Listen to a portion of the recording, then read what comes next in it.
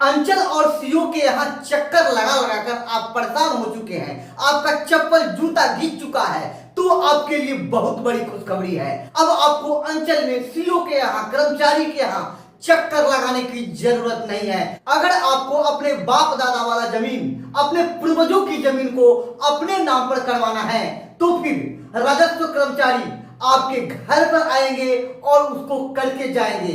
आपको कोई घूस वगैरह देने की आवश्यकता नहीं है और कहीं भी अंचल में, ब्लॉक में जाने की आवश्यकता नहीं है। जी हाँ दोस्तों, सही सुना आपने, आपके घर पर आएंगे और आपका काम करके जाएंगे, क्योंकि मुख्यमंत्री और राजस्व मंत्री दोनों की तरफ से यह आदेश जारी किया गया है कि हर कर्मचारी को हर गांव में जाकर हर महीने कम से कम 5 लोगों का बंटवारा और उत्तराधिकार दाखिल खारिज करना है, उनका जमाबंदी बनाना है। जिन लोगों की मृत्यु हो चुकी है उनके नाम पर जमाबंदी है, तो अब उनके नाम पर से जमाबंदी हटाकर उनके जो वारिस हैं, उनके जो बेटा है, बेटी है, पुत्र हैं, उनके नाम पर जमाबंदी किया जाएगा, वो भी आपके घर पे जाकर। जैसा कि आप लोग जान रहे हैं कि बिहार में भूमि सर्वे का काम जोड़ तोड़ से चल रहा है।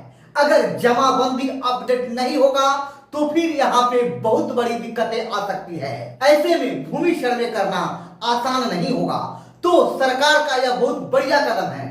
सरकार हर गांव में कर्मचारी को भेजकर और सभी लोगों का, जिन लोगों के नाम पर अभी जमीन है और उनकी मृत्यु हो चुकी है, तो उनके संतान के नाम पर उसका जमाबंदी होगा और बगैर कोई घूस लिए दिए, ठीक है, कोई परेशानी नहीं होगी। कहीं दौड़ने भागने की आवश्यकता नहीं है। आप लोगों को आराम से टेंशन मुक्त रहना है। अब आपके पिताजी के, दादाजी के नाम पर अगर जमीन है, जमाबंदी है, तो उसका जमाबंदी अब आपके नाम से किया जाएगा।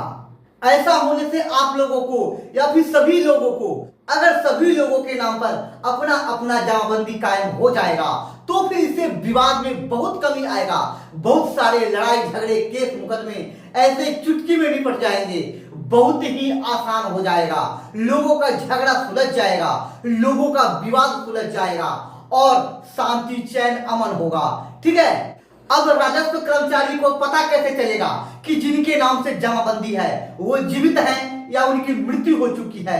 तो वो चौकीदार, गांव में जो चौकीदार होते हैं, उनकी मदद से वह पता करेंगे कि जिनके नाम पर जमाबंदी है वो लोग जीवित हैं कि नहीं है।